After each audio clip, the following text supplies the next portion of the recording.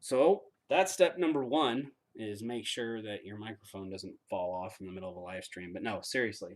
Step number one, get all your stuff defrosted, which I have semi done. Some of it's still a little bit frozen, but we will deal with it. Step number two is get all of your stuff set up. Okay? Get all of your knives, your cutting boards, all of that stuff, your containers, which we can see over here. You also want to have some bowls where you can put the stuff that you have already cut up before you actually put it into containers. I like to just have a couple of extra paper plates that I can just throw away afterwards, because I always end up needing to put something somewhere. And you're also going to need your gloves. These are nitrile gloves, but whatever gloves work for you. And you need to get your mouse off of the counter so you can actually start doing stuff. Now, the next thing that I like to do, and I consider a necessity, is sharpening your knives. I see so many people that are doing meal prepping that have such a hard time because either they're using the wrong kind of knife, they're trying to use something like this that is serrated. Those little teeth. I don't know if you can see that very well, but the serrations, you don't want to use those. Or they're using knives that are too small, like this little guy here. It's a really, really sharp little knife, but it's just too small. It's too small. Or the biggest problem is using dull knives. And all kinds of people say things like a sharp knife is a safe knife. Not only is that true, but a sharp knife makes all of your meal prepping easier and faster. Doesn't make it as hard on your joints and your fingers and elbows and shoulders, especially if you've got arthritis or something like that. And there's so many ways you can sharpen your knives. You can use something like this guy right here. This is a Smith's sharpener, if it will focus on that a little bit.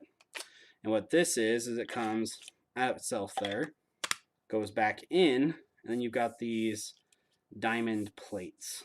And these diamond plates are what you put your knife on and sharpen it. Now, I know that that makes a lot of people uncomfortable because they're not used to sharpening knives.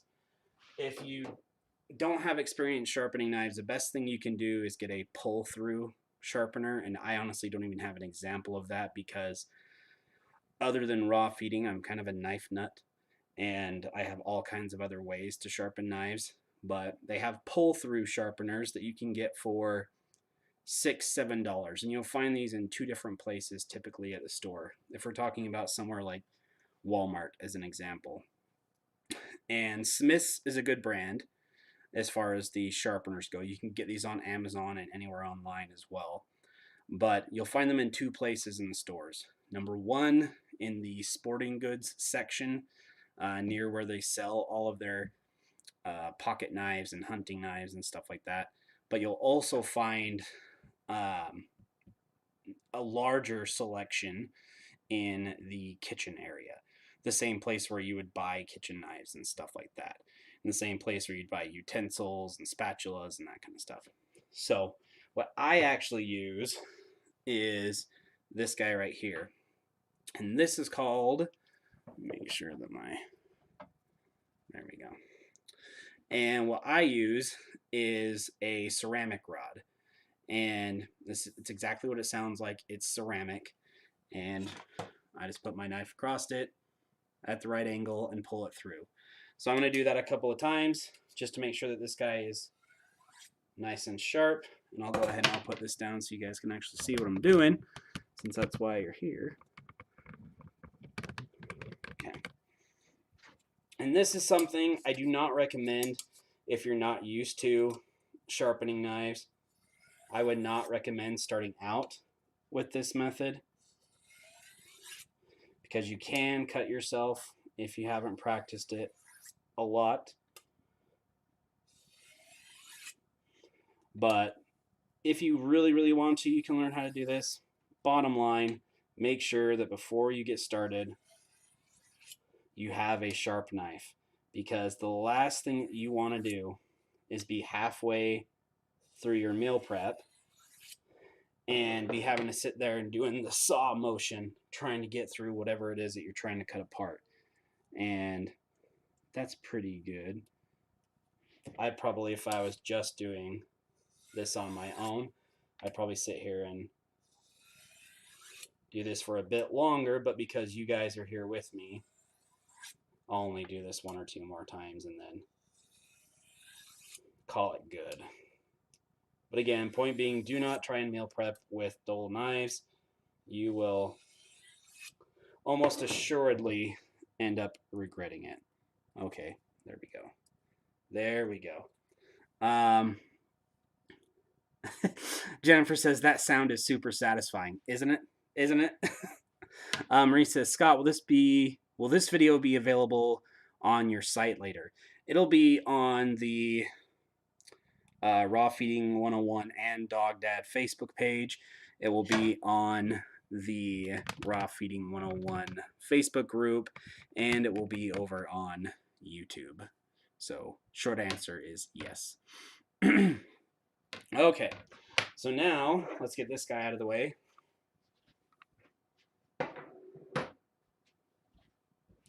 Now that we've got ourselves a sharp knife,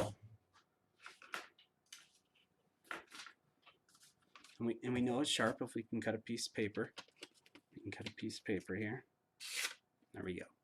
So it's plenty sharp for the meat now. So now that we've got that done, let's go ahead and move on to the next step here, which is going to be getting our gloves on, and we're actually going to start cutting some stuff up. Now, before I do this part, I want to let you know, the most important part of this whole process, and anyone that's gone through the boot camps or has even gone through the basics course, anyone that's learned how to meal prep from me will tell you that I talk about this all the time, and that is having a system is the most important part.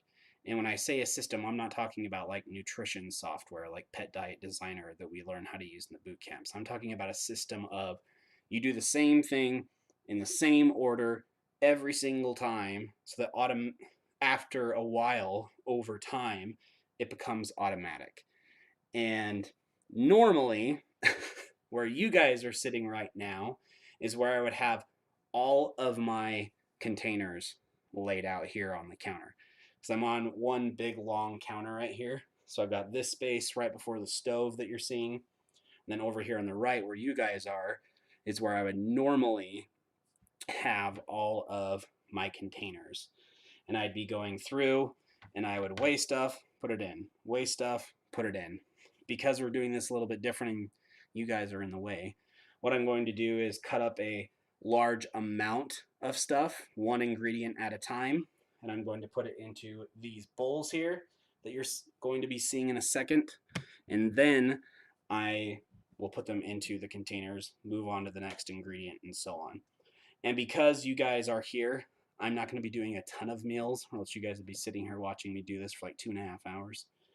So we're going to be doing about 10 total meals, 5 days for each of the dogs. So let's get ourselves going.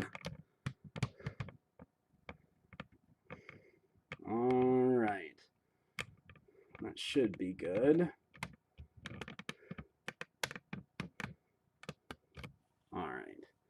So let's go ahead and get ourselves some gloves going on here, some glove action. And by the way, while I'm going through all this stuff, feel free to ask any questions that you guys have about meal prepping, raw feeding in general. We're all kind of just hanging out here, so might as well ask questions while you're hanging out, right? Okay, so first of all, what I'm going to do is I'm going to get the not so fun part out of the way. And that's going to be the organs. And the reason I'm going to do the organs first is because they are easier to do when they're a little bit frozen. Someone is saying long time no see. I can't see who that is because it's Morgan. Hello, Morgan. Nice to see you. But from now, anyone that's in the Facebook group right now, you're just going to show up in my chat as Facebook user. So sorry about that, but that's how it's going to be for now because that's what I can do once I get stuff all over my hands. I can't really change stuff around with the mouse once I've got nastiness on my hands. So let's move that over as much as possible. And we're going to get some containers put out. Okay.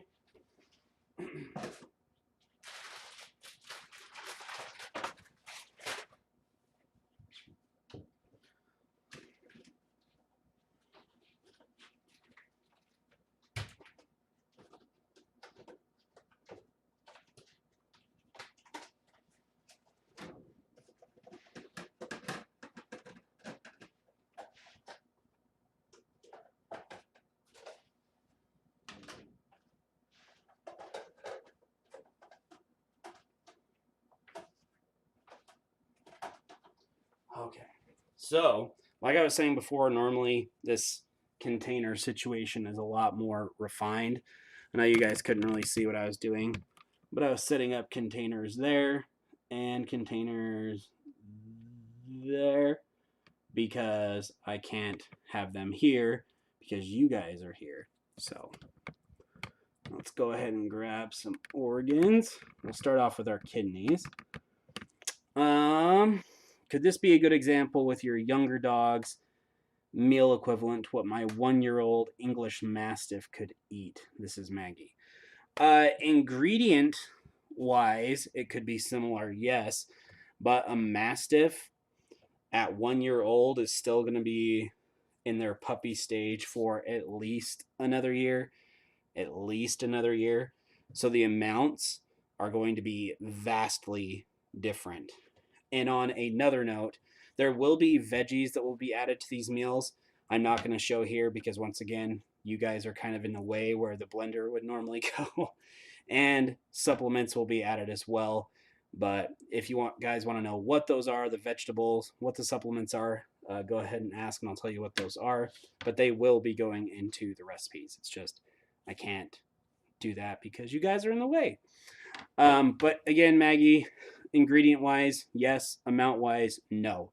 Do not feed these things in these amounts to your 1-year-old English Mastiff or they will be drastically underfed and missing a bunch of nutrients. But if you want help with that, feel free to send me a PM. Does Ariane ever do prep or is it always you taking care of it? Over the years, we've gone back and forth, but now that I'm full-time with Raw Feeding 101, it's pretty much me. We also feed a lot of Darwins too. So when it does come time to do DIY prep, it's pretty much me at this point. But Ariane's done plenty of it.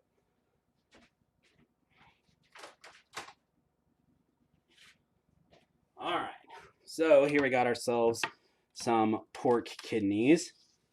See, how nice is that? Just have a sharp knife that just goes through stuff.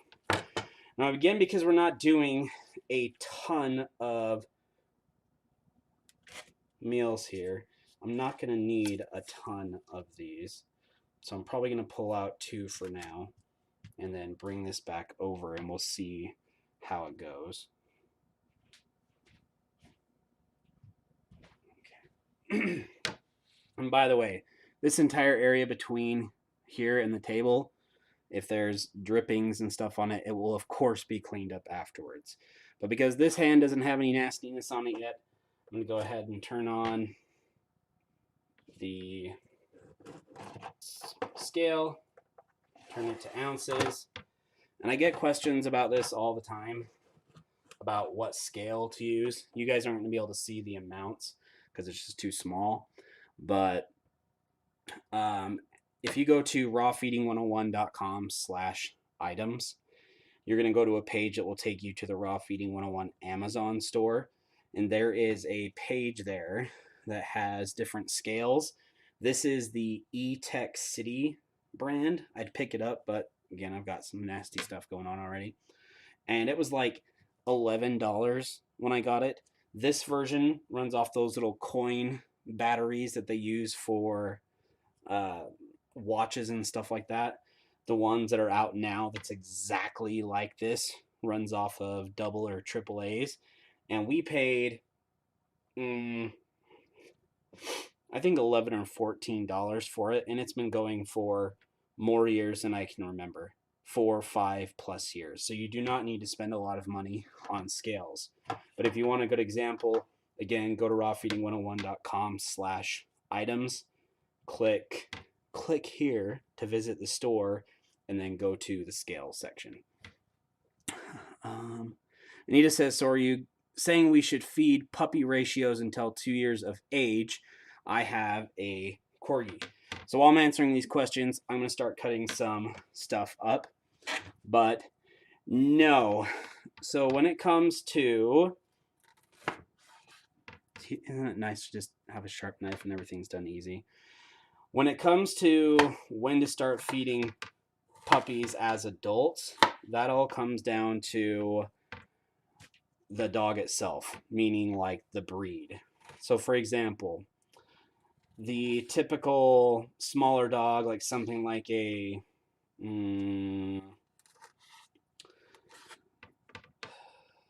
Boston Terrier, they can, and don't quote me on this because it's not going to be exact, but somewhere around 10 to 12 months is when they are going to mature into their adult life stage. Something like a Mastiff can keep growing until they are 3 years old, 2.5, 3 years old. So in general, the larger that a dog is, the longer that they stay in their puppy stage until they reach adulthood.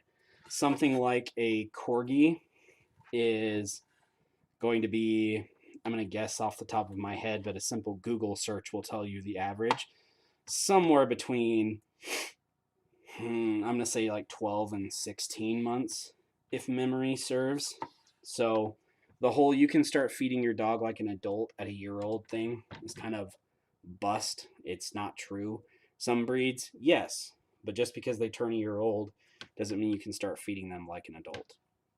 So because we're doing this a little bit different, because I can't just put stuff from here into my containers where you guys are right now, where my containers would normally be, what I'm going to do is I'm going to take this plate here where I'm cutting everything up onto, weighing it out into the amount that I need for these recipes, which is 1 ounce, and then I'm going to try to do sections, like this is an ounce, this is an ounce, this is an ounce, this is an ounce, this is an ounce, and then walk it over to those containers over there and plop in 1 ounce at a time into each of those containers I've got over on the table. And I would move it for you, but again, I've got stuff going on. So, and this pinky doesn't right now, which is why I use that to turn the scale back on. So let's go ahead and weigh ourselves out in ounce, and that's about 1 ounce there. So there's 1 meal of kidneys, right? We'll get to using the bigger things over here soon. Let's grab this. A little short. Okay. There. So that's about 1 ounce. And it really just becomes a lot of repetition.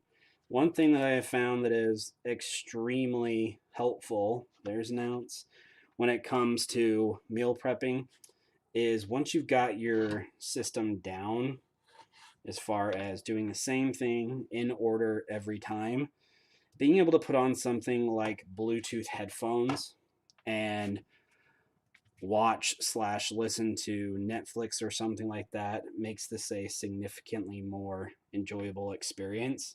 That's about 1.3, so I'm going to take some of that off. There we go. Makes it a much more enjoyable experience. Like hanging out with you guys is cool too. But if you're doing this by yourself, try and get yourself some Bluetooth headphones and put on a podcast, put on Netflix, put on Hulu, whatever it is you like to listen to, YouTube. And now again, we've got 5 different sections here, and we need 5, or not 5, excuse me, we need 10 meals total worth of kidneys. So I'm going to take these 5 over, where you can't really see over on that table where I've got all the containers set out, and I'm going to put 1 ounce or 1 section into each container. I'm going to come back, and I'm going to get 5 more.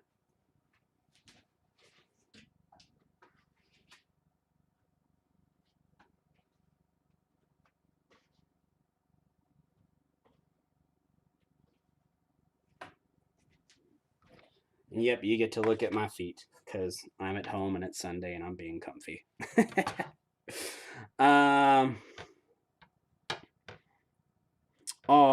Susan, you didn't need to do that.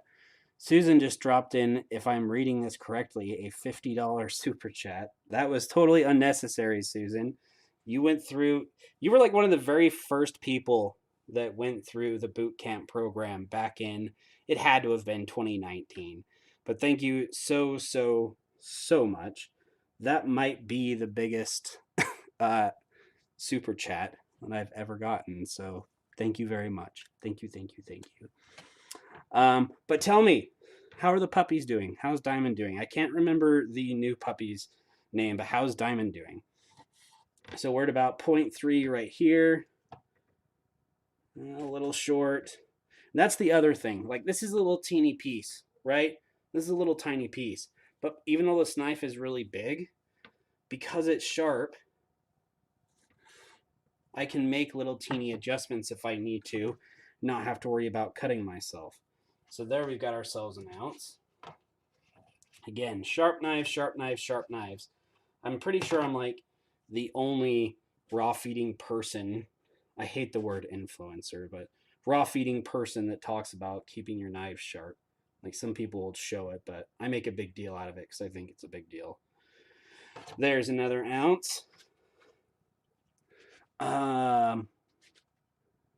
Dogs are individuals with Rita Hogan. Was that in reference to something that we were talking about earlier? Did that have to do with the like puppy age thing, or? And Susan says, yes, 2019. Holy cow. It's been a long time. It's been a long time. Again, I think that you might have been like the 2nd or 3rd person ever to go through the boot camps. And for those of you guys that have no idea what the boot camps are, that is where I teach you how to use the software that I use to make meal plans, the same software that I use to make these meal plans that we're making right now. So a little bit more. There we go. Okay. Oh, podcasts. There you go. There you go. That's something that you can listen to with your Bluetooth headphones while you are meal prepping. Hey, my friend, your girl Tyke says hi, and also today is my birthday. Well, happy birthday. Happy birthday. I can't see who you are because right now it's just saying Facebook user in the chat that I'm using, but happy birthday. Hey, Scott, when you're out of liver subs, how long are you going to be out of liver is the question. And James is a past meal plan client. He's got, if I remember correctly, which I'm pretty sure I do, he's got a Gigantor German Shepherd, and I love it. So there's 0.7. Let's add a little bit more. Okay, there we go. That's just shy, 0.9 something. I'm not going to be that critical about it. That's 0.3, 0.7.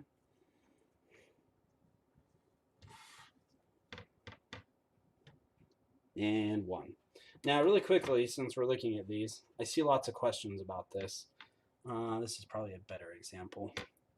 People ask a lot about this white connective tissue that's in the middle of kidneys and if they should cut it off or not when they're feeding kidneys. No, you don't need to cut it off. Just feed it. 1. Okay, there's our 1 ounce. So we are pretty close there as far as my guessing went. This is what we have left over. from those 2 kidneys that we pulled out for 10 meals. So it doesn't take a lot, especially if you formulate your recipes right. So I'm going to go ahead and I'm going to take these 5, put them into the other 5 containers out of the 10 that we're making today, and set this guy back into the container with, or the package that all the kidneys came in, that I'll put into something later on.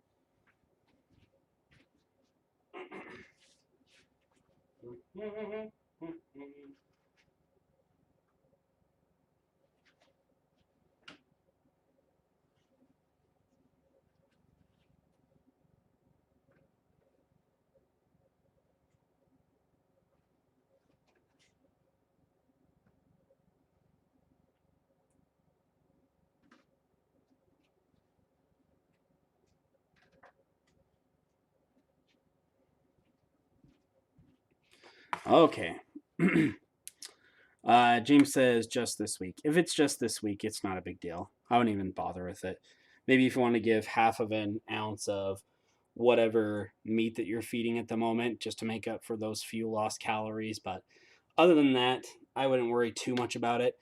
If you were dealing with a puppy, which you're not anymore, and it was going to be a long period of time, if you were using something like beef liver, then copper would be a concern to me. But because you're feeding an adult dog and it's going to be a short amount of time, feed an extra half ounce of whatever meat source you're feeding right now to make up for the calories, and you'll be fine. All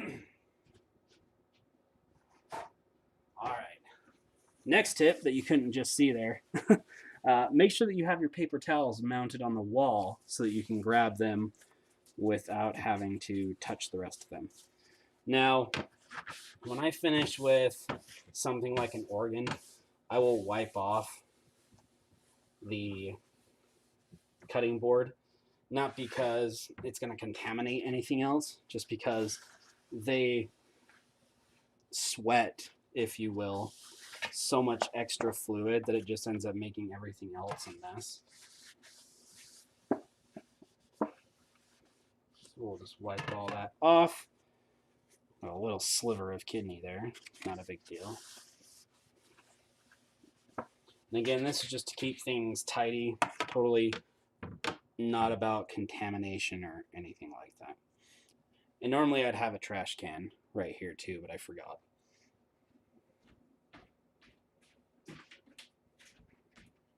Okay, so now we are done with our kidneys. Susan is saying Diamond, Annie, and Fergus, and now we have a 4-month-old Dottie, all on raw and all doing fantastic. Puppies are so much calmer on raw. That is awesome. I am glad to hear all of that. And that doesn't surprise me at all. I mean, think about it. You're getting all of that glucose from kibble, which is doing what? It's putting those little puppies on basically a sugar high. So I'm glad the puppies are all calmer. That is great. And I'm glad to hear that they are doing well after all of these years.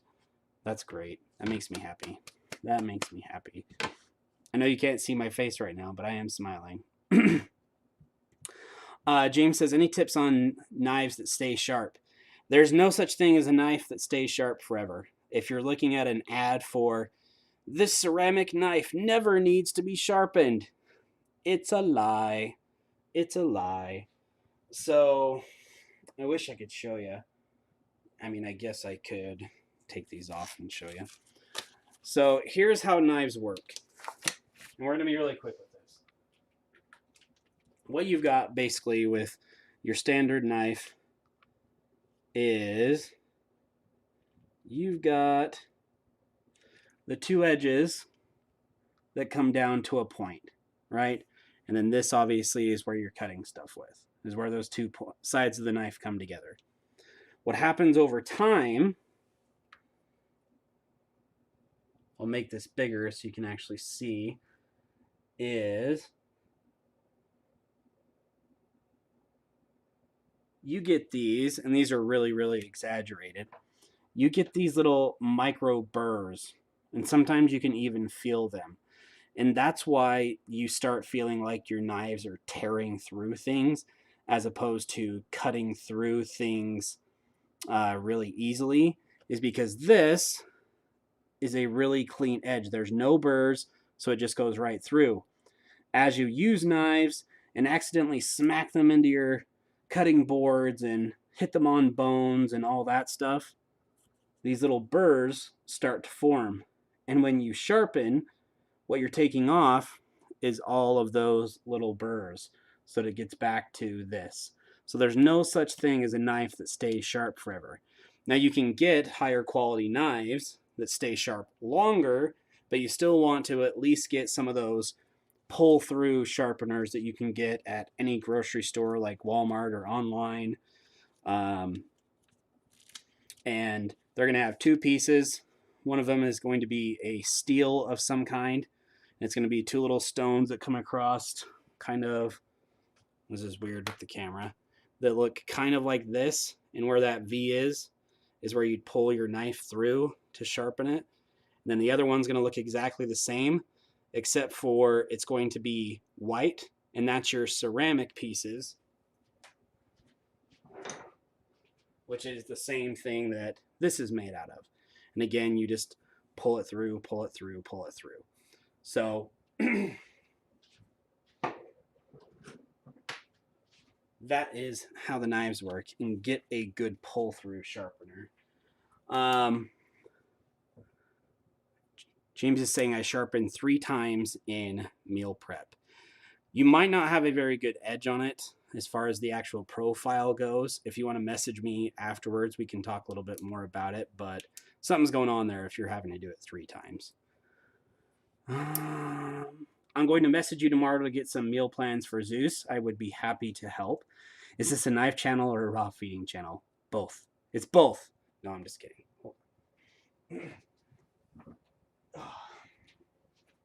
Had to pop my back over there. I got some pre-made grinds because it was easier for me. Would you be able to help me with making it more complete for my German Shepherd puppy? It depends on... Well, there's 2 answers to that. Let's get ourselves some more gloves here and get back on track.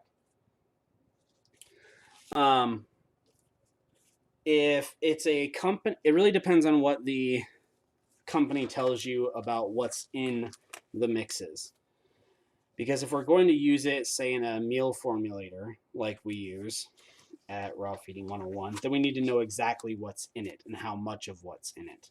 So like what the percentages of each ingredient are. Some companies just won't give that out. If you bought a ton of this food and you don't want to waste it, but you still want to know what to add to it, then we might not be able to make it perfect.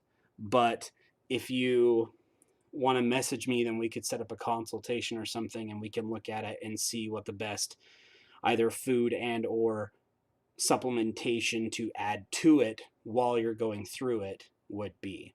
And then my suggestion, if it wasn't a good or ideal grind to feed moving forward, what to do once that grind of all that stuff that you bought was gone.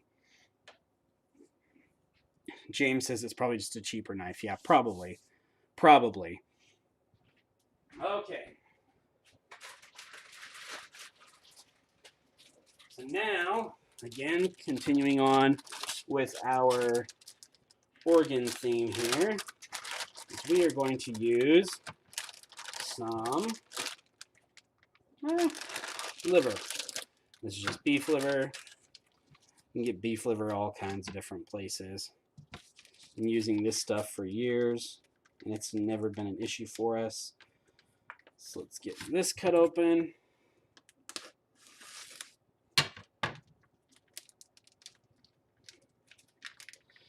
And these are a little bit more defrosted than I'd like them to be, but what are you going to do?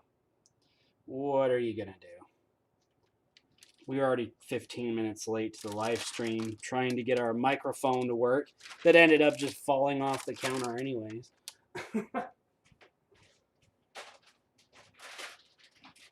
that one, I do not think is going to be enough. So, let's open this new package here. Pull out one that's in the middle. that one that's in the middle sandwiched between all the others is going to be a little bit more solid than the ones on the outside. Okay, so let's cut this guy open. And when it's this, you can do it this way too, whichever way works best.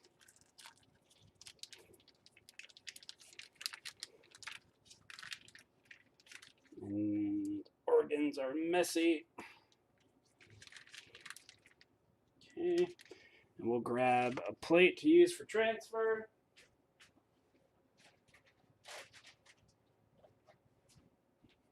Okay, now obviously my hands have gross on them.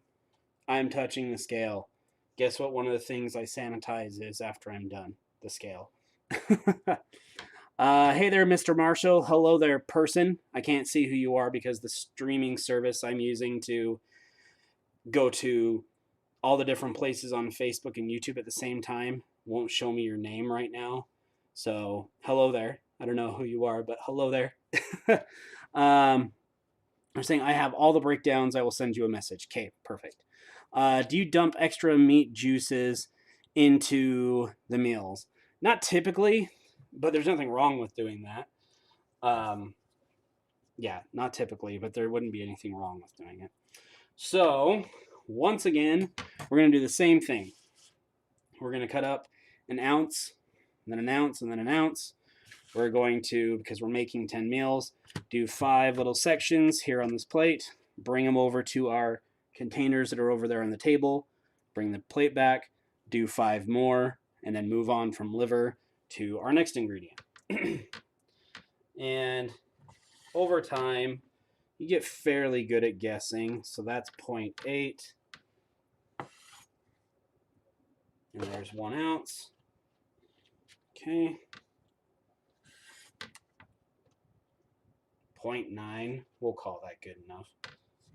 We'll cut it in half. Okay.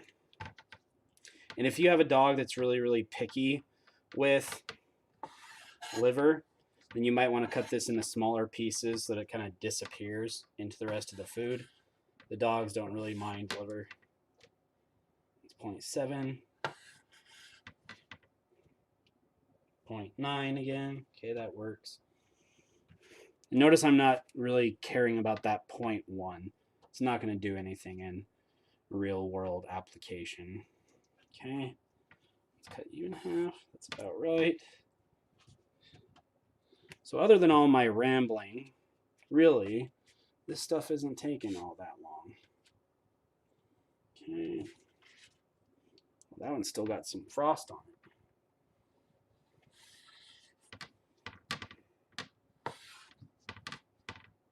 Okay.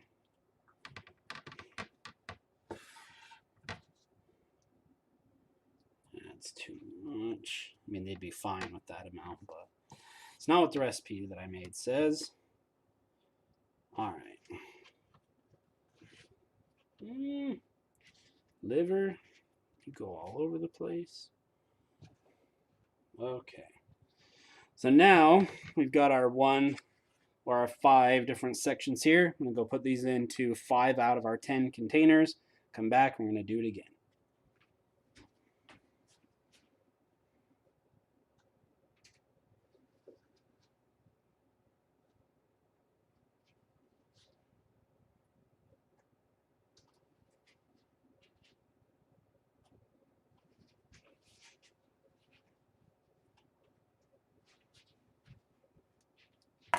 All right.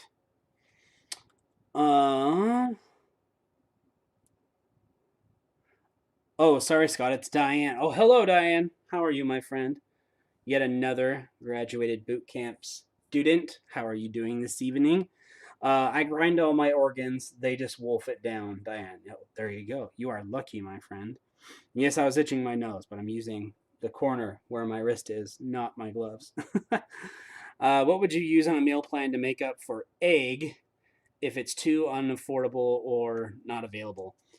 The biggest thing with an adult dog would be the loss of calories. With a puppy, my concern would be stuff like choline and the phosphorus that eggs bring. But with an adult dog, it's going to be the calories. So I would look at how many calories you're getting from that egg and replace it with other calories from, again, something like your meat.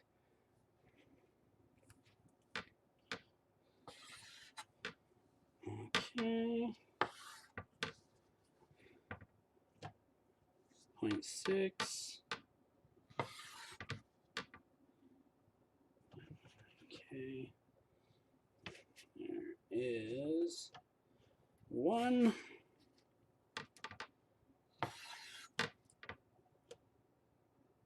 Little short. Okay.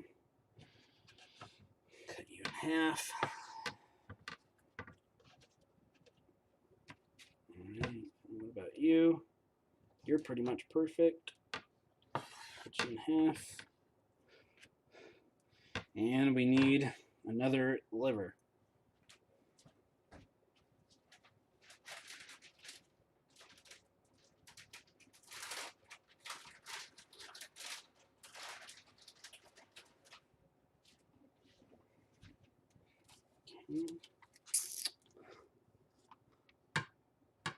I get beef organ, quote, beef organ from my work. It has liver, kidney, spleen, pancreas, and sweetbreads.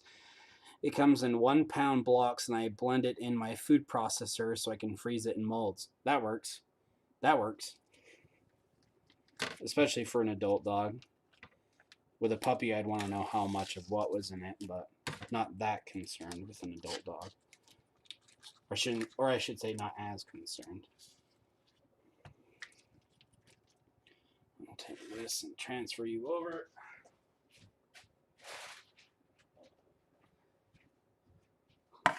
Okay.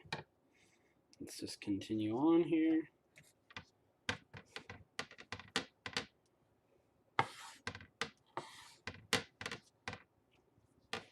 0.8.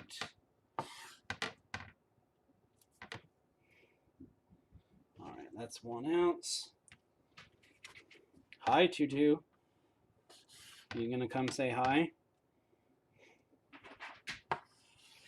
Oh, that's Woken. It's Woken. Okay. So now we've got our last 5 for the 10 containers. I'm going to go ahead and put these in. We're going to come back. We're going to move on to the next thing. Hi there. How are you doing, Beacon?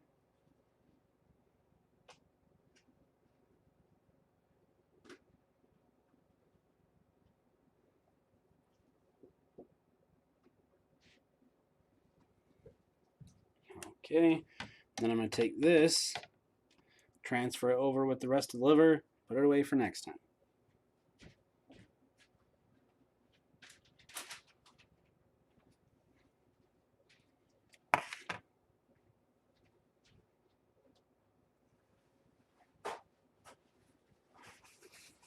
And just like last time, because organ is super messy,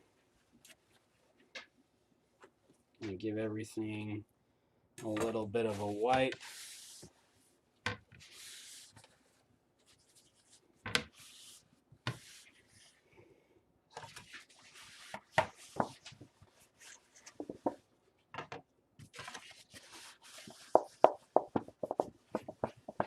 And if you wanted to be more earth conscious, you could use other plates too. I was just in a hurry and did not want to be any more late for the live stream than that microphone that ended up not working anyways already made us. So, okay. Excuse me, Bear. Excuse me. James says, thank you for the info. You are welcome. Raw egg makes my dog drool after she eats it, but if I microwave it slightly or too slightly cook it, she's fine. Very strange. Is it okay to give them microwaved eggs? I mean, if you know that that's the case, I would just like hard boil or scramble without any salt or seasoning or anything ahead of time rather than microwave it.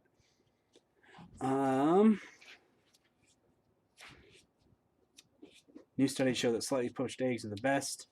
The white slightly cooked as it helps with the biotin uptake. And I think that Rodney or Karen has an article about that somewhere. Someone's saying bear. Yes, bear. Sweet boy Wyukin. Sweet boy Wyukin. Okay. So now let's go ahead and move on to some of the grosser stuff as far as smell goes for me. And that's going to be oysters. Okay. And again, I got stuff all over my gloves, but I know that I'm going to be touching stuff, and that's exactly why I sanitize everything when I'm done.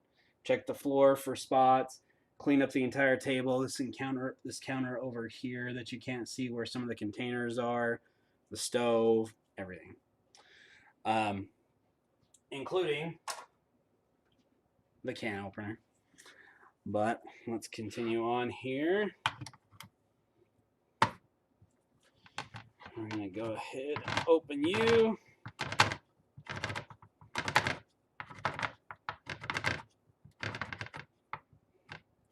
Okay. Now, just like I was talking about earlier, always, always, always drain your canned foods before you feed them. Always, always, always. Jennifer's saying throw up emojis. Yeah. I'm not a big fan of the smell of oysters. The worst raw feeding thing I've ever smelled, though, was rabbit kidneys. And I'm not sure why, but they just were particularly nasty. I think 2 is going to do us, because these are 5-ounce containers. We're doing 10 meals, and we've got 10 ounces, so that should work. But we'll see. We've got a third one over there just in case. And again, we're going to drain it. Those of you that have gotten meal plans from me in the past know that when you're looking at your oysters on your recipes, in parentheses, it says drained. Facebook user, sorry I can't see your name, is saying, what are the benefits for the canned items? So the canned items that we're looking at right now, the oysters, the main thing I'm feeding it for is zinc, but it also supplies a ton of copper, as well as, of course, because it's seafood, EPA and DHA. So we'll put a bunch of that on there. Be sure not to cut yourself. A bunch of those on there. And into the trash can you go.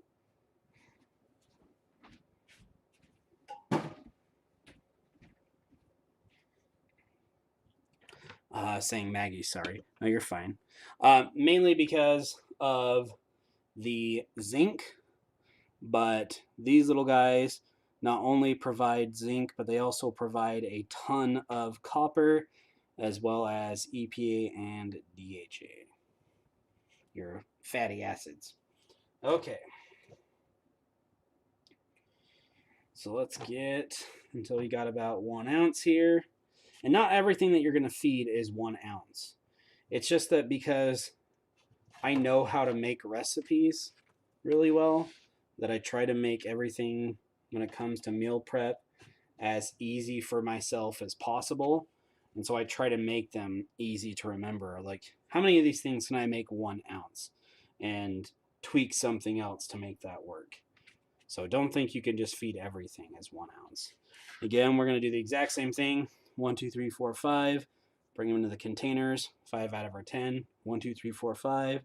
The second 5 out of our 10. Move on to the next ingredient. Okay. 3, 4, and 5. Okay.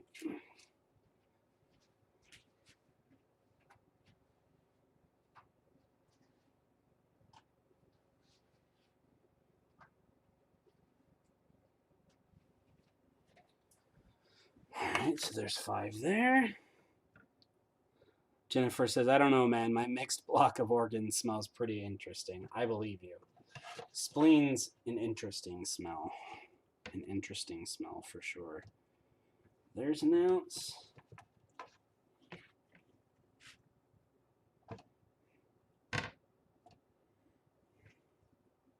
The nice thing about oysters is you don't even need to cut them. You can just pull them apart. Okay, that's about an ounce.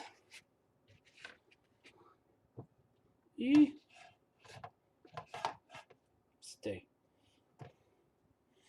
Gonna have to do training for this paper plate here. Okay. Puppy plate training. Alright. There's 4. And we're going to have a little bit extra. Right. 9. Okay. And if I have this little bit left over, I'm just going to take it and do a little bit extra there, a little bit extra there, a little bit extra there, a little bit extra there, and they're going to be fine. So now we'll go put these 5 into the second 5 out of 10 in our containers. We'll come back and we'll go to the next ingredient.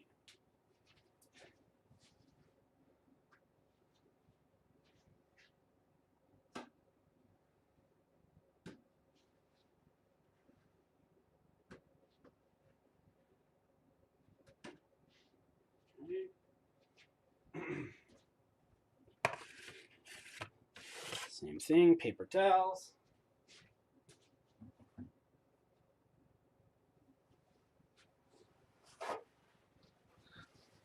And just as a reminder for those of you guys that didn't hear me talking about it earlier, the paper towel dispenser is hung up in such a way where I can grab a single paper towel without touching the rest of them, so there's not a contamination concern there. And again, wiping this stuff off, you don't have to do this. Probably wasting some paper towels, but it just makes things less of a mess to pick up later. All this stuff is going to have to be cleaned up anyway, so I can either work in less of a mess or I can clean it all up later. It's all up to you.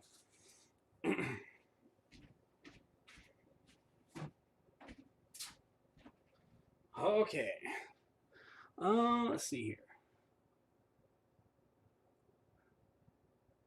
That's why I grind it all, not so hands-on, less cutting. If you grind it mostly frozen, there's no smell. That's a good point. That's a good point. Okay. Now, I know you guys are going to be asking me about the sardines. And this one I'm going to have to wash off because I do not put my sardines in with my meals. Mostly because I forget stuff all the time because I've been trying to do a million things all at once all the time. So I like to leave sardines out of the recipes because when I make recipes for my dogs, my size dogs, I generally use 1.5 ounces. And these are 3 ounces, sometimes a little over, after you drain the fluid out. So it's basically half of a tin for each dog. And what this allows me to do is to give the dogs some breakfast along with an egg if I forgot to pull their food out the night before. So I don't put these into the containers. You could if you wanted to, but I do not. I do not. Just in case I forget something. So again, I'm going to put this down right here so I know it's separate and I know that I need to wipe this one down because I touched it with my gross hands. But we're going to move on to our next ingredient. Now, that is going to be our main protein source, which is going to be pork.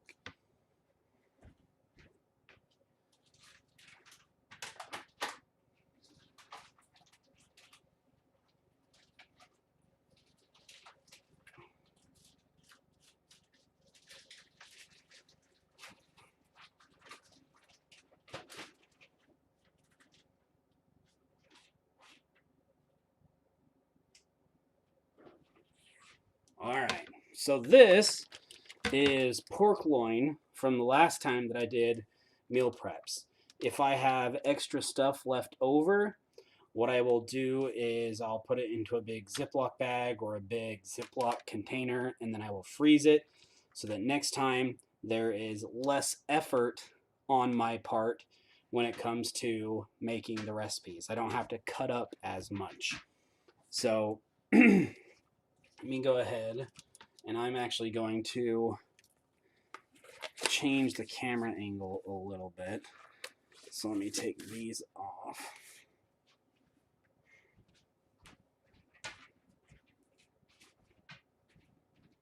Yes, I know, Woken. It's exciting. Do you smell num-nums? Do you smell num-nums? And I'm going to get a drink of some pink lemonade flavored water here.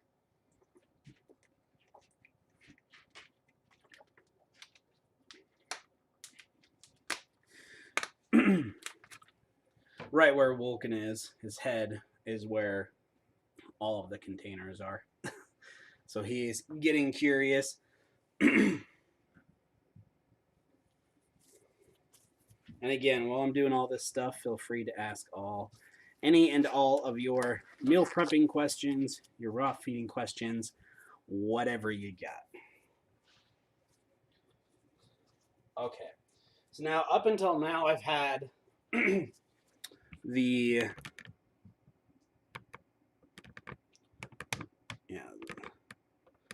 little there, just so you can see those. Okay. Up until now, I've had the gloves right here, but because I'm going to put stuff in these now, I'm going to move these so that they don't get contaminated.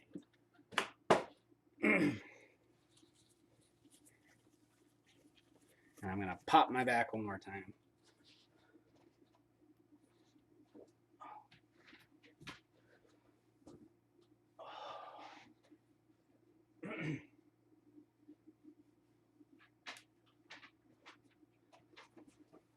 Okay. And while I've got clean gloves, let's just check over here and make sure everything is still running. Perfect. Okay. Jennifer says, I feel like I talk too much and it's not fair because I did the dogs naturally courses. Oh, why would that mean you talk too much? I mean, I went through one of them too. But, I mean, I guess I talk a lot, but it'd be pretty boring just to sit here and watch me do this without talking. So, all right, so let's go ahead. Let's get this out of this bag. We're going to bring this guy over. And we're just going to dump it right in.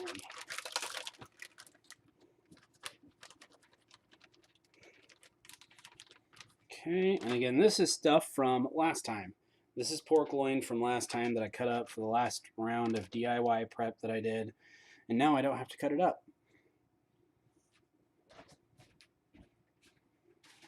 Into the trash. And this one I'm going to save because I have a feeling that we're going to be left over with a little bit. We're going to do the same thing. And these guys are still a little bit frozen. That's okay.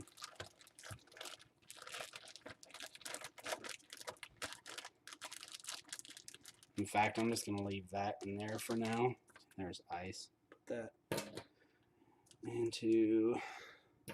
All right. So I'm going to put this back over on the table, see if we need more. And if we don't, then we don't. And if we do, we can always go get it.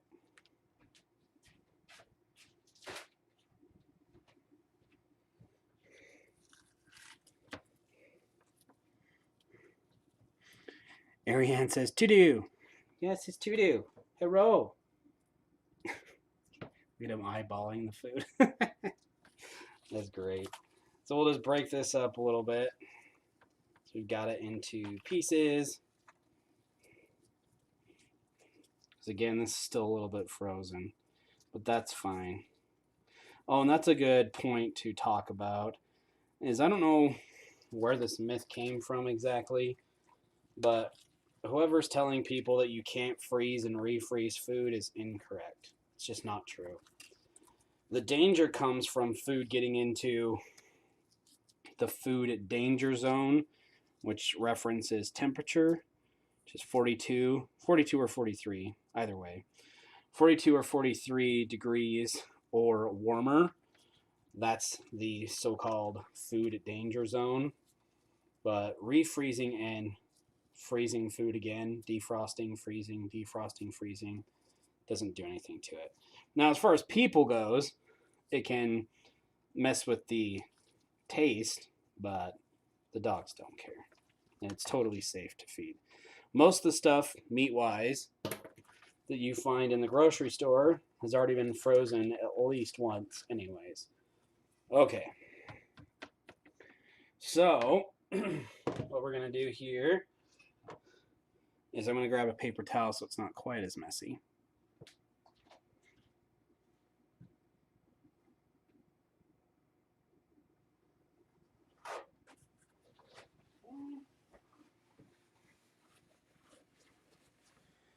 And read your comments here really quickly.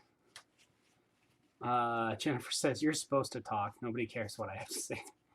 I must say, raw-fed dogs do have bloodlust like all the naysayers claim. Your dogs sure do have bloodlust like all the naysayers claim. Yep. They're just monsters. I mean, look at this snapping, foaming at the mouth. Freaking monster over there. Linda says, do you ever use other organs besides what you just used? Yeah, pork liver instead of beef liver, beef kidney instead of pork kidney, chicken hearts, beef heart, which, where did the heart go? Maybe I can get my wife, my assistant, to go and check the fridge. I think I forgot to pull it out, but it wasn't frozen. Maybe she can check that, and we'll do that really quick.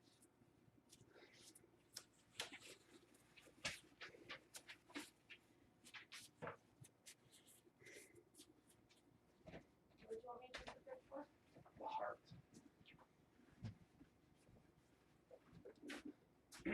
I know you want it, Buchan, but you can't have it right now. But you're so handsome. You're so handsome. James is saying, how should I feed room temperature or fridge cold? I feed fridge cold. Most dogs don't have a problem with that. Do you need more kidneys? Huh?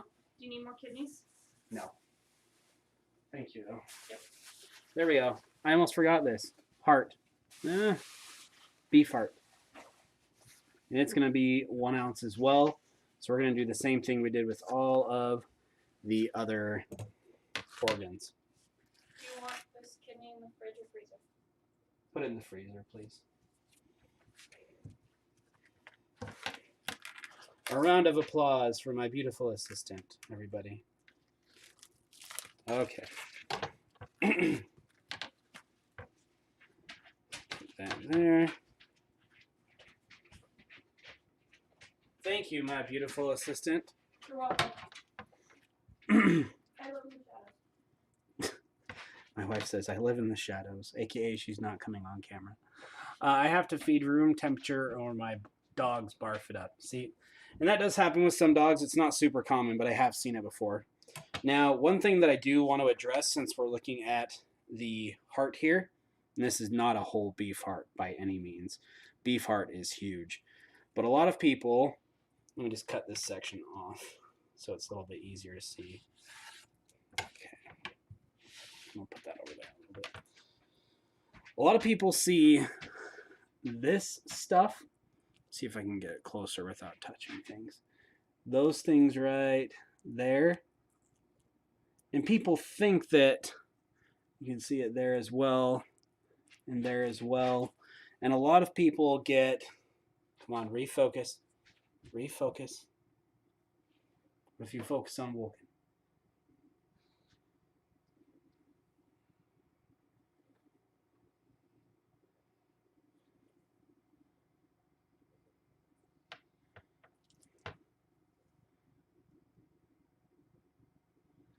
Oh well. Oh well. It'll focus in a minute, or at least it should.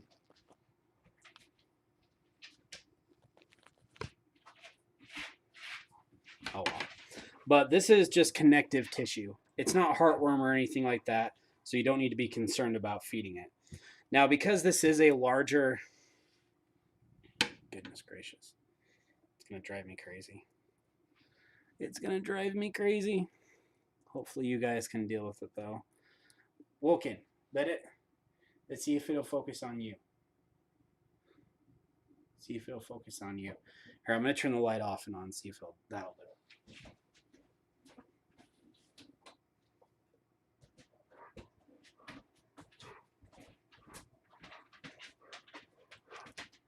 Close enough. Okay, so because this is a bigger piece, I'm just going to cut this into pieces anyways because I've got my cutting board here, I've got my sharp knife, so I'm just going to get it done.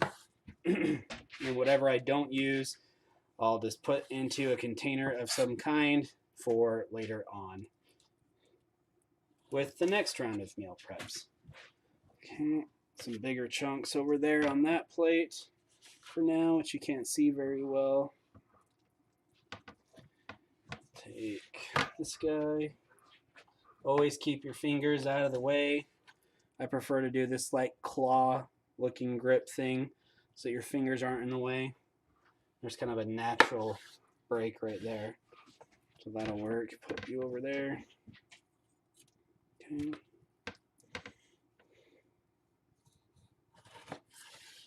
Alright. Okay. Now I'll break you into sections. Alright. And chunk, chunk, chunk, chunk. Chunk. Slower on the last one, so you're a little bit safer.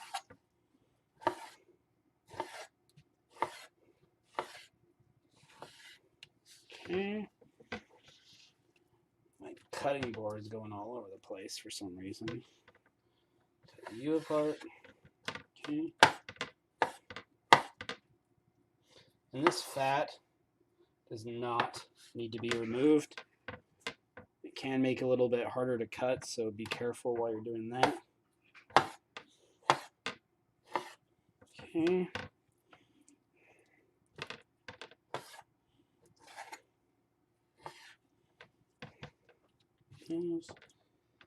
Cut in the center.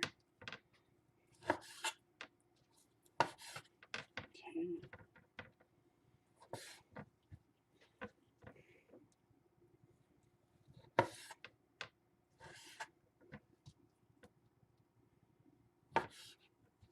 Right. Almost done here. Okay.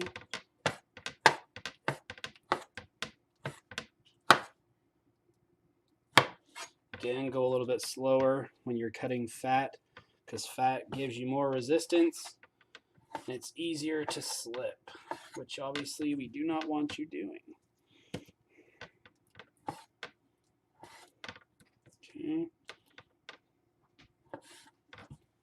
All right.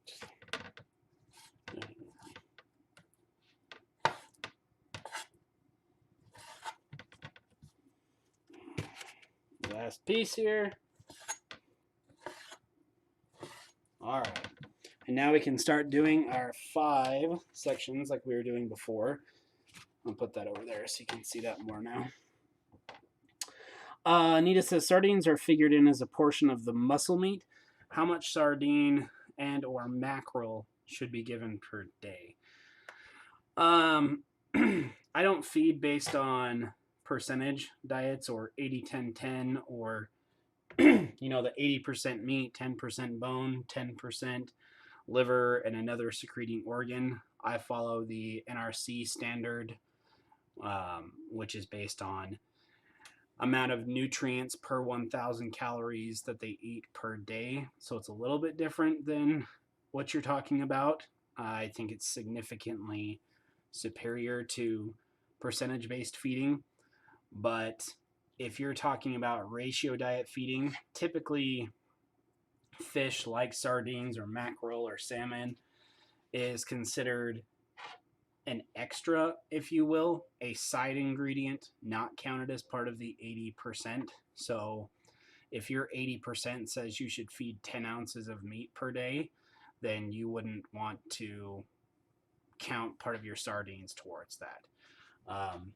About a half ounce to an ounce per, I mean, this is why ratio diets don't work very well, but per about 30 pounds or so, if you feed half an ounce to an ounce, you're fairly good.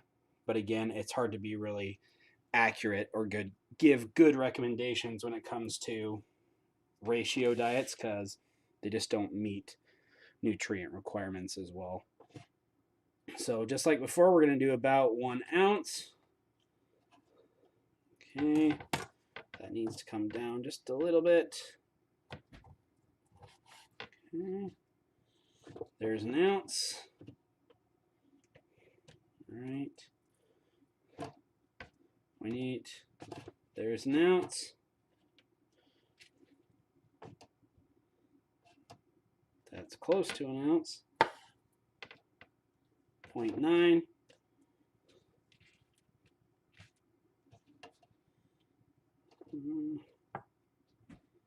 There we go. It's a little over 1.1, but that's fine.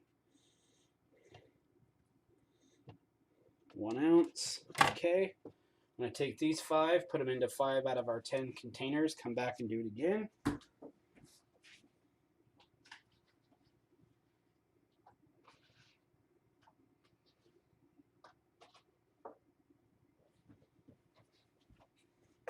All right.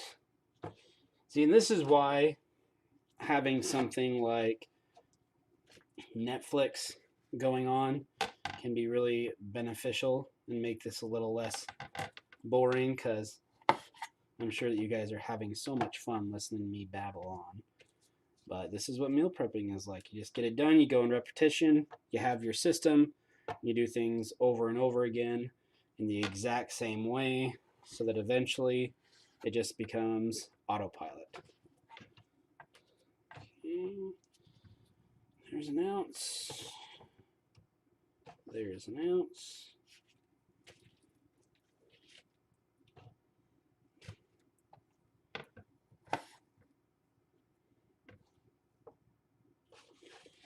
That's about an ounce, 0.9. That'll do. We'll put these 5 in. No. Raptor, baby. These are not for you yet. You can have them later. Not even today. Like tomorrow later. Okay. Can you excuse me, sir? Thank you. All right, and then we'll take these guys, and I'm going to put it in that package that we got from the store, and I'll put this into a different container to store and freeze this extra for next time.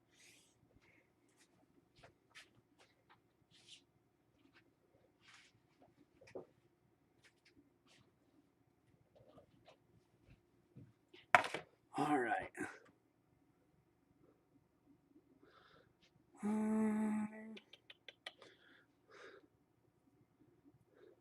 Lena's saying, Scott, are you waiting on me to give you the go-ahead on the recipes? What organs do I need to be checking on to make sure I can get?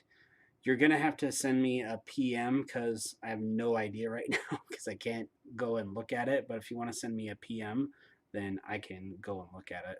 It'd be best to send me a PM either tonight and know that I'll get you tomorrow, or send me one tomorrow afternoon when I'm sitting in front of the computer. That way I can actually check. Jennifer says, I'd love to stick around, but I have a toddler to get to daycare in the morning, and it's 10 in Ontario. Always a pleasure listening and watching, listening, and learning. Jennifer, you have a great evening. Good luck with the toddler in the morning. It's 10 p.m. here, buddy. Got to take my dogs out and then kennel the dogs. Enjoy. Just going to flip that over. No, I'm not. These cutting boards I do not like as much because they start to bow after time. But now we're going to go ahead and we're going to move on to our main meat source here. And it is just not focusing well. There we go. Beautiful. Okay. So this time, because this is going to be a larger amount, what I'm going to have to do is weigh it every time, bring it over and dump it. Weigh it, bring it over and dump it. And it's going to be about 10 ounces. So we're going to do just a couple handfuls at a time.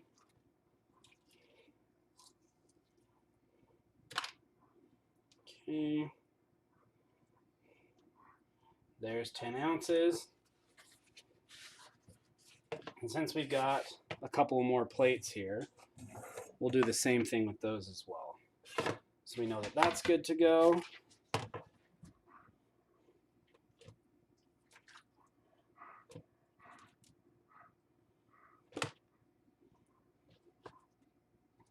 That's good to go. Look at these two. Look at these two. Little beggars.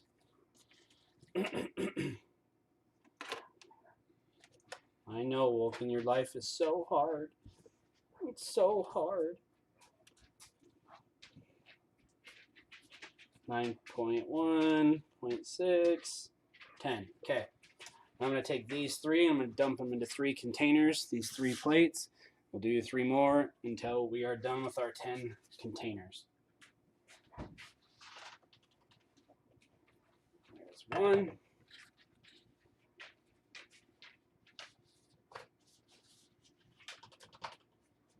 There's 2.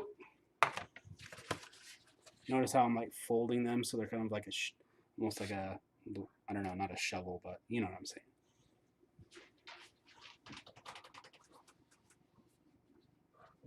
Okay. You need to chill out, sir. Nothing's happening right now for you, I promise.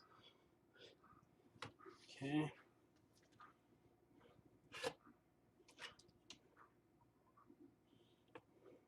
There's 10. Looks like we are going to need more of that other bag that we had started pulling out. I know, Wolfgang, your life is so difficult. It's so difficult. Okay, there's another one. Well, gotta be able to see it.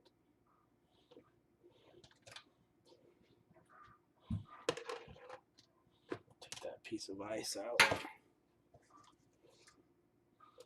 Okay.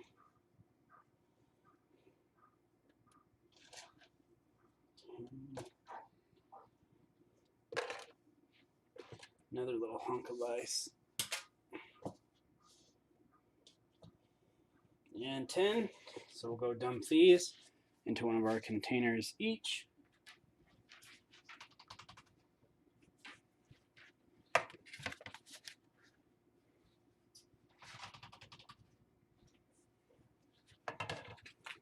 Okay.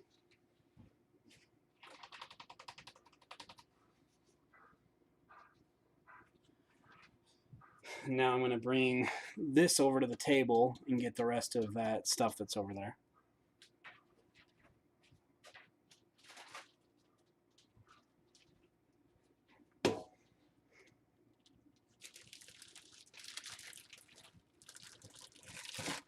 And because it's slightly frozen, I'm kind of squeezing it while it's in the bag to start breaking it up.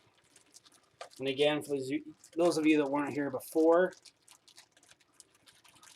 this is from a previous DIY prep where I just had extra, so I saved it for this time so I don't have to waste time cutting a bunch of stuff up. I know, Wolfgang, your life is so hard. Okay. Get some of these ice chunks out of here.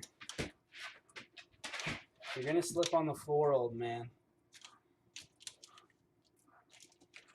You're gonna slip on the floor.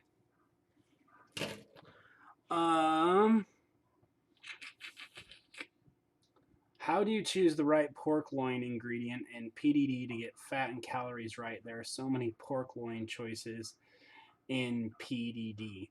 if you are a boot camp member in the Google Drive folder, there is, in the same area that showed you the calcium and phosphorus amounts, there is a tab for each protein, chicken, pork, and so on and so on.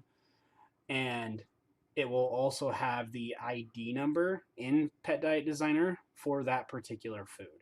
So you can look at where it says pork loin and then see the actual 5-digit ID number. When you weigh out chicken, do you include the skin and fat? Yes.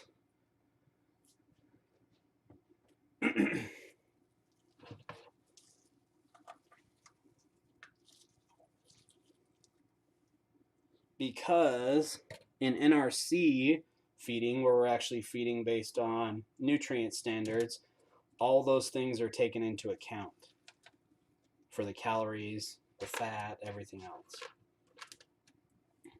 Piece of ice. Okay. 7.8, 8.8, 10.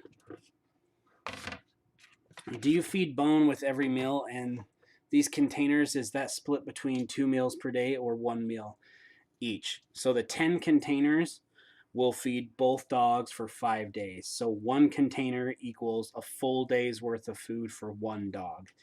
And they're the same amounts, even though Wolken is 80 pounds and Montu is 65 pounds. But Montu is on adult needs, according to NRC standards. Wolken, being 12 and a half, yes, you, sir, is a senior because he's 12 and a half, and therefore his daily requirements have gone down. So it works out to where they can basically be fed the same amounts, and they both maintain body weight and everything that we need, and meet nutrient standards and so on. And yes, I feed bone with every meal, if it works out. So if it was like 1 duck neck or something like that that they were getting for the day, then I'm not going to force myself to cut that apart just so they can have it. I might do that if I was feeling like it. But if it's something like drumsticks like we're going to be using today, then I'll try to feed a drumstick, if there's multiple drumsticks, 1 in each meal. Just so they have something to crunch on, and so they're not getting so much bone at once. And that's fine for some dogs to have that much bone at once, but I like spreading it apart if I can, just because I can. Because they like the crunch. Okay, 3 more. Walking your life is not that hard, I promise. I promise it's not. Sorry.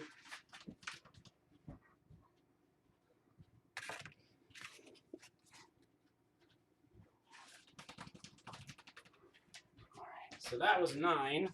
So now we only need 1 more container.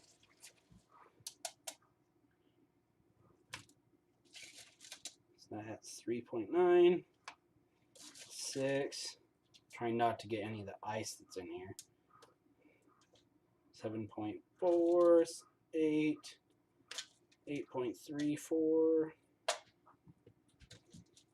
9.1, 9.5. Okay. So now we are officially at 10. And we've got a little bit left over here. And so I'm just going to take these around the containers and throw 1 into each one until it's gone.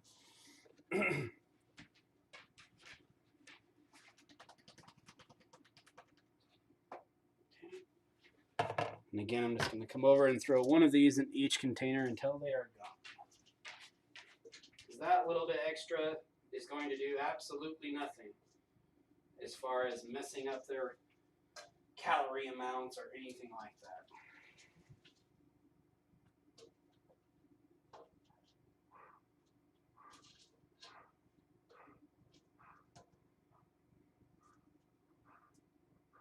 Okay. I'll dump all this ice into All right. And we are almost done here. Any reason you don't just feed a chunk of meat instead of chopping it up? Choking risks, mostly. Montu used to be a bit of a gulper since he's gotten over that about 99%. But even Wolken in his older age has become a little less thorough, I guess I should say, with his chewing.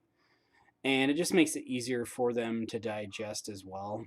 So it's not necessary by any means. And if you see anybody feeding whole chunks, there's nothing wrong with that either. But Wolken has a tendency in his older age to try and just get stuff down faster. And Montu, Wolken, leave it. Montu used to be a bit of a gulper, and so I cut it up for him too. Okay, so now what we're going to need is our bone source, which is going to be our drumsticks. There's also a couple of duck necks as well, which we'll get to here in a minute. I'll tell you what's going on with those. He looks fabulous. Thank you very much. I am a boot camp graduate. Will revisit the spreadsheet. When I'm at the grocery store, there are several different cuts with different fat content, all labeled basically the same thing.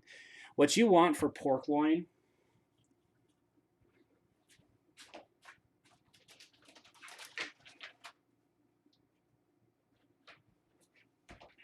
is basically these tubes.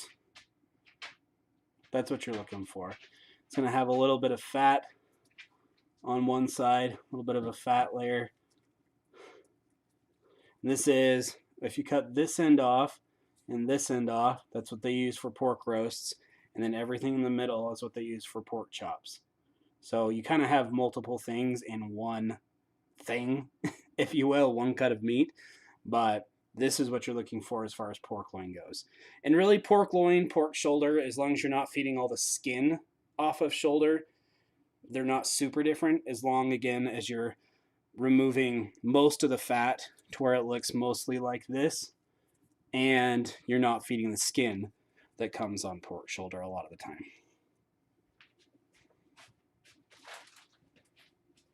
Okay.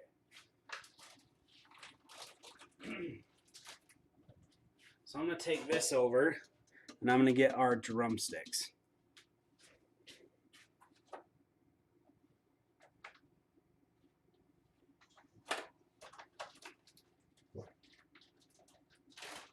Roof to you too, sir.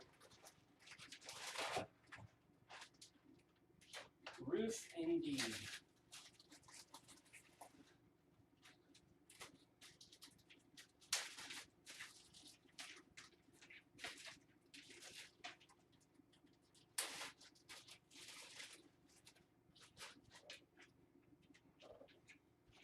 Now, here's the thing.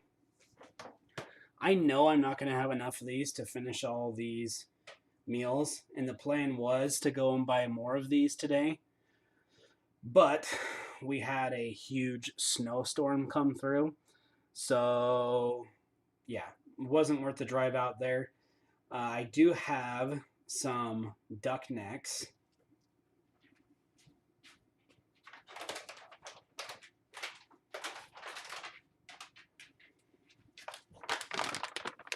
From Darwin's, and Montu's never had neck before, so what I'm gonna do is I'm gonna cut some of these up into about, or I might just leave them whole because he's never had them before. And when it comes to stuff like bully sticks, he tends to try to gobble them as fast as he can. So I'm going to try and get these defrosted and then separate them later off camera and see how he does with these for one of these missing meals.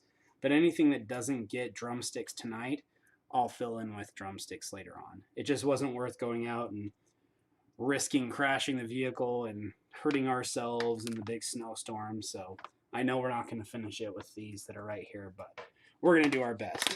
And then maybe Montu will be able to get to try some duck necks this coming week or so.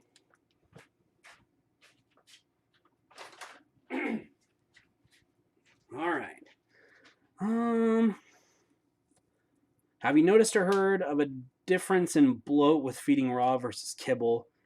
One of my biggest worries with a Mastiff.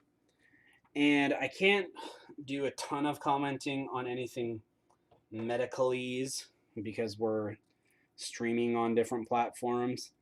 But the best advice I can give you for that is no, I haven't heard a huge difference between the two. Other than you can do a lot more control when it comes to raw feeding because you're not open feeding it. And I would feed, if that's a major concern for you, I would feed smaller amounts at a time. Don't do single feedings. Do at least twice a day. That would be my recommendation. I don't have a dog that's as big as a Mastiff, but Wilkin's a pretty big dog, so I understand your concern. So what I'm going to do is about 13, 14 ounces is what I'm looking for here, somewhere in that range. And the reason I say in that range is because when it comes to bones, you can't get perfect with it, and especially since they're both adult dogs, I'm not super duper concerned. So as long as I can get around somewhere between 12 and 14, they'll still be within a healthy calcium to phosphorus ratio, and all their needs will be met calorie wise. Maybe it'll be slightly a little bit less, but we're also giving them a little bit extra of those oysters and the pork, so that'll make up for that. And if they go a little bit over, that's not a huge deal either to me, at least as far as their metabolisms go. Okay, that's about 11.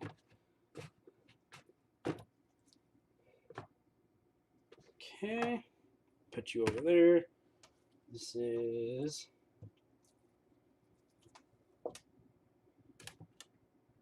okay.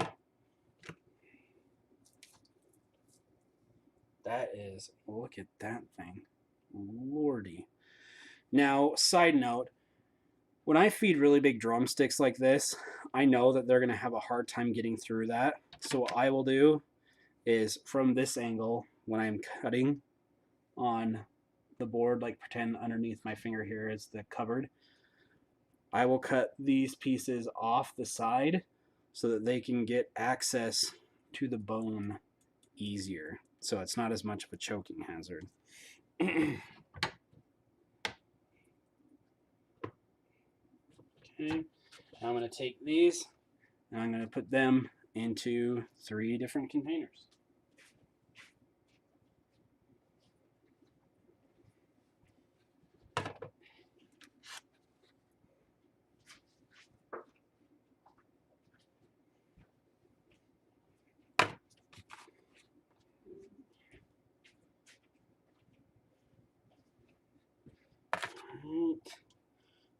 Keep on trucking.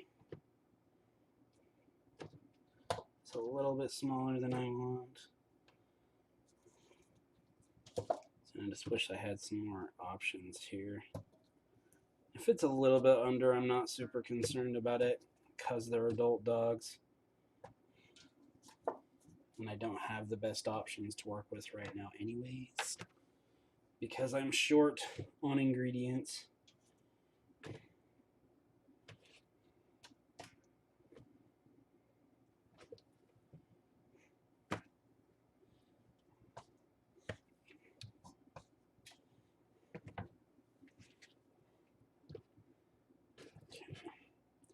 And it's all kind of a mixing and matching game. Okay, and that's fine.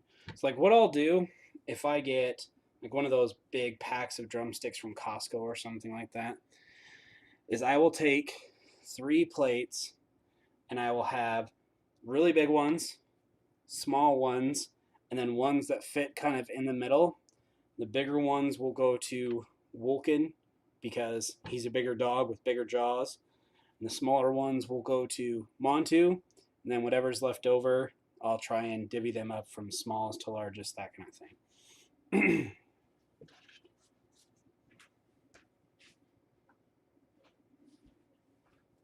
Okay.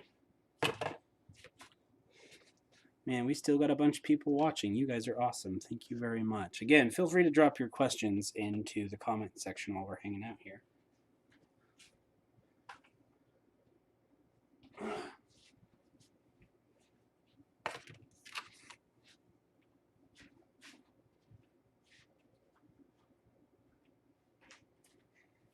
Okay. I'm going to grab a paper towel. In fact, you know, I'm actually just going to take these off for a second. Grab a drink of water while I look at your comments.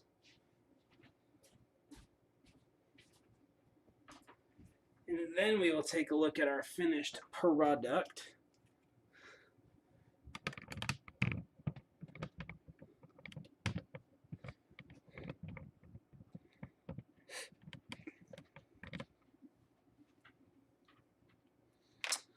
Appreciate the pork education. You are welcome. Again, this is just pink lemonade flavored water.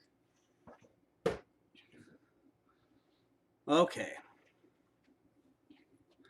Let's go ahead. What I'm going to do now is I'm going to show you guys our finished product.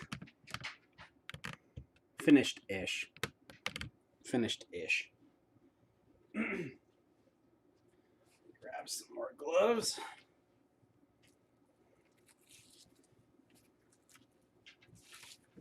Okay.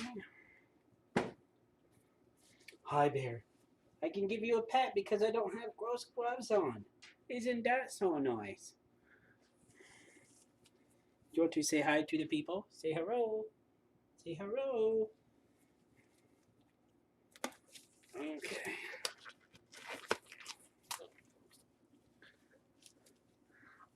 You are awesome. Thank you. I appreciate that. I'm so excited to talk to you about Zeus. Thanks for doing this for us. You are welcome, my friend.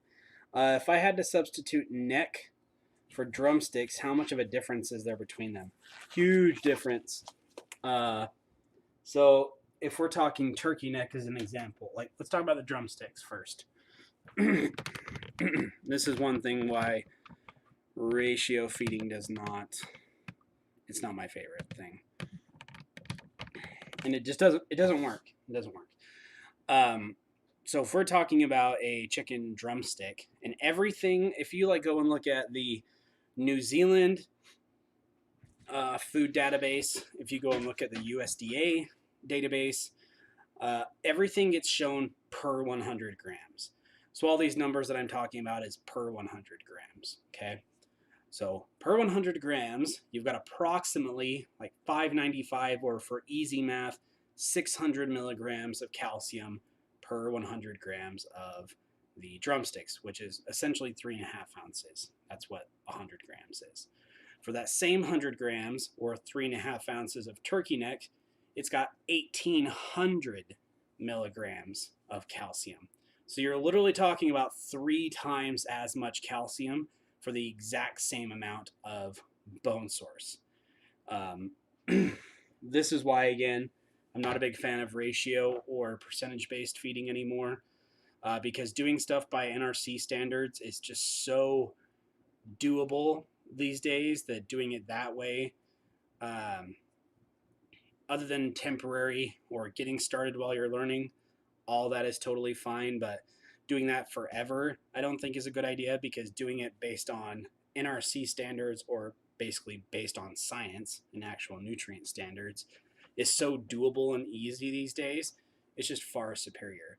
So the problem with that is you can't just feed 3 times as much drumstick to make up for that. Because if you feed 3 times as much drumstick to make up for that lost calcium, then you're going to be going way over on your calories, because you're also adding a bunch more meat and you're adding a bunch more fat because of your skin on the drumsticks. Even if you took the skin off the drumsticks, the meat would still be a big contributor, and you'd go way overboard in your calories. So what you have to do is totally readjust the whole recipe to increase your amount appropriately of your drumsticks to get to whatever it is you're happy with, calcium to phosphorus ratio wise, and reduce other ingredients in the recipe to account for that increase of calories without going too low on this nutrient or that nutrient or whatever it happens to be. Most of the time it's just dropping your main protein source to make up for the increase in that drumstick in that scenario, but the amount is the key part because it's really easy to mess up. Someone is saying, "Hey Scott, I can't see who you are because the live chat's just saying Facebook user right now, but hello, it's nice to see you, whoever you are." So let's get this stuff out of the way for now, and I'll show you the finished-ish product of our labors here. So let's put you there. We'll get you out of the way over here. So we're not going to be cutting anything else up. We'll just move you over here for now. And again, all this stuff over here is going to get sanitized, like everything. The sink's going to get wiped down. The counter's going to get wiped down. The stove's going to get wiped down. That entire counter over there is going to get wiped down. The table's going to get wiped down. If there's any drippings on the floor from here to the table where I've been going back and forth, all of that's going to get wiped down. Sanitize, sanitize, sanitize. Oh, it's Jasmine. Hello. How are you, my friend? How is, am I saying the group name right? Self-sufficient quail? Is that the right name of the group? Self-sufficient quail? How is that going? Thank you. Makes sense. I got my meal plans today. I was doing ratio, so that is where my problem is. Thanks, Shannon. Oh, yes. Yes, yes, yes. Yeah, ratio feeding, it just doesn't work. And like back when I started in, I don't even know, 12-ish years ago, there wasn't a whole, like doing it based on NRC standards 12 years ago was really hard. And there wasn't anywhere near as many resources as there are today available to people.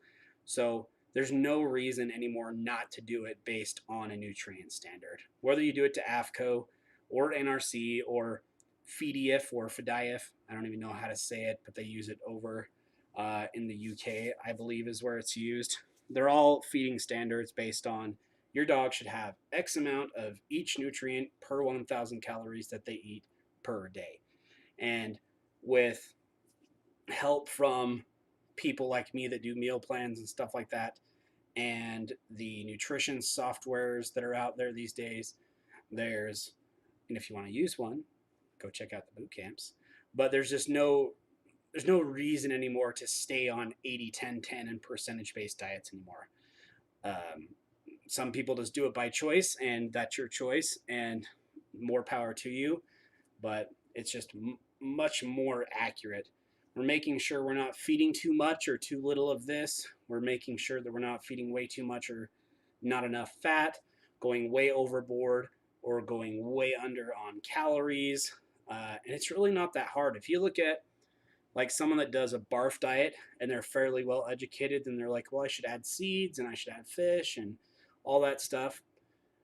That recipe compared to an NRC balanced recipe is usually really, really close. The only thing that's usually different is maybe an item or two that they don't have over in their barf recipe, or the amounts of the ingredients is out of whack. But the ingredients that they're already sourcing and they're already feeding, most of the time is pretty close to what you'd want to be doing. It's just small little tweaks. So it's not even that much harder or more difficult or more expensive. So loving the long hair, sir. Does Ariane like it? She loves it. I love it too. I did the whole shaved thing for a really long time. I've done everything. Shaved head to the whole vanilla cone, spiky hair, all of it. But I've done, the last time my hair was this long was when Wolken was like 11 months old. And he's 12 and a half years old now. So it's been a minute since I've had the long hair. Jasmine says it is going great. Good. I'm glad to hear that. I need to get some chickens again. Not even because of the whole egg thing. I've been thinking about it for a long time because we have a pen out back that I built a while ago. Or I shouldn't say I built it, but I improved on it by making it bigger than it originally was. And I've wanted chickens for a while anyways, not just because of the whole recent egg thing.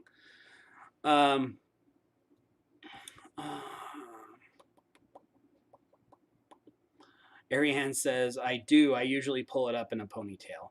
Yep, she usually does. It was in a ponytail before this, but it was all kinds of wacky.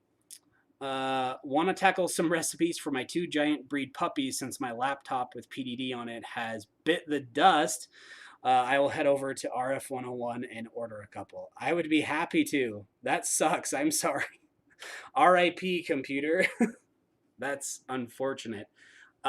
If you want to get another one, your pet diet designer license will allow you to put it on 2 computers. So if you only put it on 1 computer so far, you're going to have to start over as far as all of your data entry that we did at the beginning of classes, but you can still take that same license key, your activation key, put it into a new computer with a new download and not have to pay for it again. And if you go on places like Facebook Marketplace, you can usually find really affordable Windows computers. And the nice thing about using Pet Diet Designer is that it's not a super resource hungry software, meaning it doesn't take a really powerful computer to run it. So you could go and pay, I don't know, a couple $100 or even less for a new computer. Not new, but new to you computer and get yourself going again.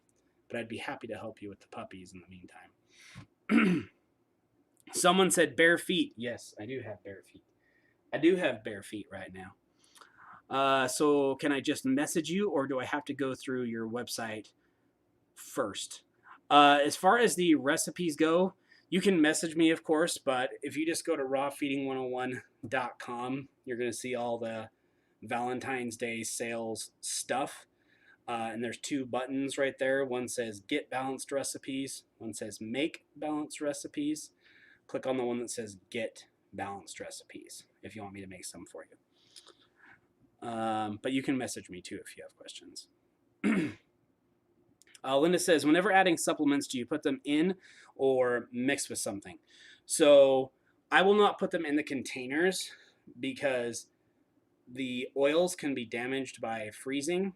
So like your vitamin E oil, vitamin D oil, if it's in your recipes, fish oil, flaxseed oil, that kind of stuff can be damaged by freezing. And the powders, like your kelp powder, or if it's a recipe that has bone meal in it, or if you're using ginger for manganese, and it just makes a huge mess in the containers. I just feed all my supplements, other than, my hands are clean right now, other than WinPro for Vulcan, which is his hip and joint chew that he's had for years and is like magic.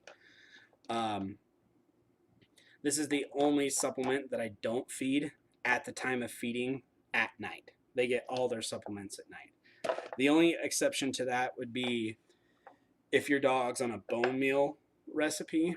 Let's say that they have like 18 grams, or let's just do easy math, 20 grams of bone meal that they eat per day, then I would sprinkle like half of it on the first meal, half of it on the second meal. But other than that, all my supplements go in at night, last meal of the day. But let's take a look at these guys. Before I start touching anything for real, let's get this back down here. You can see we've got some mess going on, but that'll be cleaned up later. And looks like our camera stops about there. Okay. So we've got these recipes. We'll pull this over.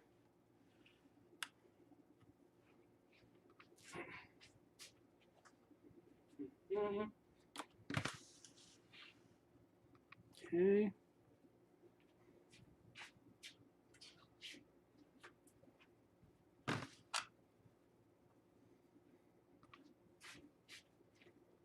Hello, Tutu. Now keep in mind, these guys, these last 4, we did run out of drumsticks. And I didn't want to die on the way to the grocery store in the horrible snowstorm that we had today. So I will fill these 4 up later. But other than my rambling, if I would have just done this, it really wouldn't have taken that long. So meal prepping does not take as long as people think that it does. It is not as hard as people think that it is. And if you can just get a system down where you do the same thing every single time in the exact same order, what you will find is that over time, it's autopilot. Like, I wasn't even really thinking about what I was doing other than the fact that I had to tell you guys what I was doing because that's the whole point of this live stream tonight. So we've got 1 ounce of beef liver, 1 ounce of pork kidney, 1 ounce of beef heart. We've got 10 ounces of pork loin. We've got between 12 and 14 ounces of our drumsticks, because that will do for these adult dog and the senior dog. That range will work calcium to phosphorus ratio wise, calorie wise, that kind of stuff. And we've also got 1 ounce of our oysters. These are the geisha ones that you can find pretty much everywhere. I've seen them at Kroger stores. I've seen them at Macy's. I've seen them at Walmart. I'm sure they've got them at places like Target as well. Just make sure that it says in water. And since we didn't touch this one with dirty hands, we're also going to be adding sardines, half of a tin for each. So this tin will do these 2 meals. Another tin will do these 2 meals, and so on. And then we'll also have in these recipes vegetables and their supplements as well. So not a whole lot of ingredients, and didn't really take that long other than my rambling. And now you know how to meal prep. Get your stuff defrosted. Make sure that you have a sharp knife so that things are safe and easy for you. Make sure that you get yourself a system where you put everything in the same place every time. You do everything in the same order every time so that it turns into autopilot and it gets faster and faster and faster and faster. So I'm going to take one more look at the comments here, and then we're going to go ahead and get ourselves closed up for the evening. And scroll up. Anita says, I don't see the NRC method available on the Perfectly Rawsome calculator. That's because you can't do NRC with a calculator. Because every dog's a little bit different, and it's not just about X amount of bone, X amount of meat, X amount of seed. It's about nutrients. So instead of saying you should feed approximately this much of a seed, it's how much ALA do you need to balance out ALA and LA, or linoleic acid and alpha linoleic acid. Not just how much bone do you need to feed and how much meat do you need to feed, how much bone source and meat source do you need to feed to not only make your fat percentages work and your calories work, but also have a healthy calcium to phosphorus ratio. Do you have a large growing breed puppy? Then that needs to be controlled even more so that they don't get too much calcium and phosphorus and everything else and grow too quickly, end up with stuff like knuckling. So NRC, you can't do with a calculator because it just doesn't work like that. Really cool. I didn't realize that it has 2 licenses. Sweet. I have a MacBook Pro and was going to get Parallels for PDD, but a cheap Windows computer could work. Thanks, Scott. You are welcome, my friend. Also, hello, Ariane, they are saying. Everyone's saying, doo-doo, doo-doo. Ariane's saying, Jasmine, I would come on camera, but you know, Sunday jammies. Yeah. Yep. So veggies and supplements blended together with each meal as well. The supplements don't get blended with the veggies. The veggies will just get put into these containers. So I would do that normally, but you guys are where the blender would go using the plug that the blender would use. So I can't really make the veggies right now. And then the supplements, again, will just be fed at the end of the day with dinner. Saying good night, y'all. Great seeing you, Scott. Good seeing you too, Diane. You have yourself a great evening and a great week starting tomorrow. Caitlin says, I can send you a PM. We are still waiting for our plans. We chatted earlier. Okay. And did you send me an email or did you send me oh, you said a PM. Okay. I'll take a look at that. Oh, yes, and I started working on them. I remember now. Okay. Yes, if you don't hear from me tomorrow, send me another one. But yeah, I started working on those. So they should be done by either tomorrow or Tuesday. Pretty sure tomorrow. Thanks so much. I've been doing this incorrectly for 3 months. You're fine. I've made every raw feeding mistake there is to make. I promise. I promise. But all right, you guys. You guys have a great evening. Make sure to go and check out all of the deals we've got going on over on rawfeeding101.com. And I will see you guys soon for another raw feeding live stream of some kind. So take care and remember that it's not that hard. Meal prepping is not that hard and does not take that